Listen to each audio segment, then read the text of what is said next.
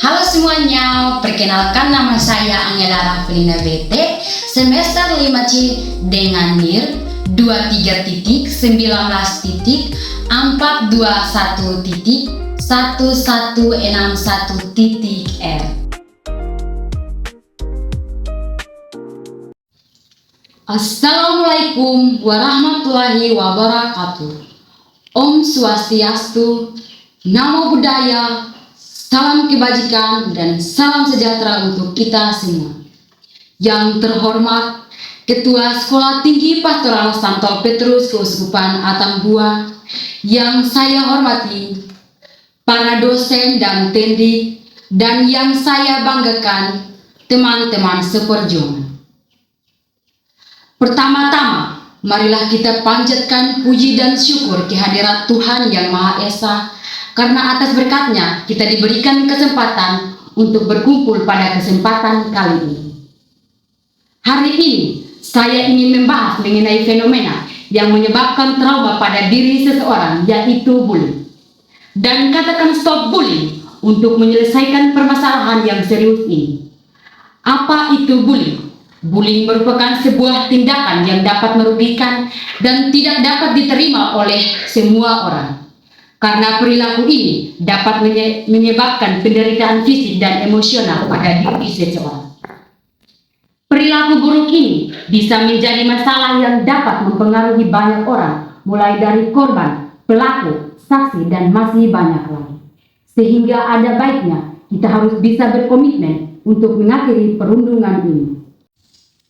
Hal yang bisa dilakukan adalah saling memahami antar individu karena memiliki hak yang sama untuk merasa aman, dihormati, dan diakui. Sehingga tidak ada justifikasi untuk memperlakukan orang lain dengan semena-mena.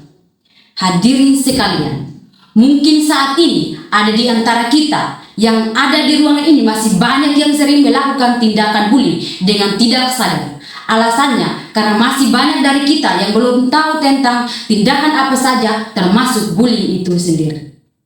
Perilaku ini bisa ditemukan di berbagai tempat seperti lingkungan sekolah, tempat kerja, hingga dunia maya. Perilaku ini biasa ditunjukkan mulai dari ejekan verbal, tindakan fisik, sehingga cyberbullying. Apabila perilaku ini terus dilakukan tanpa henti, maka berdampak buruk bagi korban. Karena pelaku dapat merusak kesehatan mental dan meninggalkan trauma pada korban. Hal ini disebabkan oleh tekanan psikologis yang berat sehingga menyebabkan rasa cemas. Tidak hanya itu saja, perilaku ini juga dapat menyebabkan depresi hingga menyebabkan keinginan untuk mengakhiri hidup. Karena hal inilah perilaku bullying harus segera diselesaikan. Untuk menyelesaikan permasalahan ini, apabila teman-teman melihat atau mendapatkan perilaku buruk tersebut, segeralah melapor kepada orang tua atau guru. Selain itu, teman-teman juga harus waspada dan peka dengan keadaan lingkungan sekitar. Kita mungkin menganggapnya lelucon, tetapi tidak semua lelucon itu dibenarkan. Karena ada kalanya sebuah lelucon yang sering kita lakukan termasuk bagian dari bullying. Hal ini dikarenakan suatu perbuatan yang sering kita anggap sebagai lucu-lucuan ternyata dapat merusak mental dan fisik seseorang.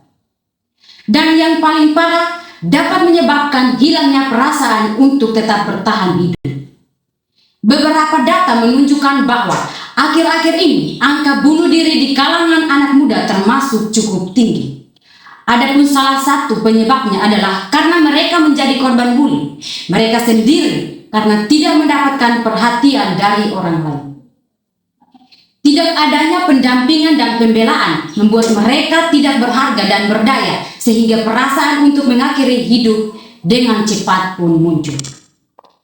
Setelah melihat betapa mengerikannya dampak dari bullying ini, tentu hadirin akan setuju kalau mulai saat ini kita satukan tekad untuk melawan bullying, baik yang terjadi di lingkungan sekolah maupun di lingkungan masyarakat.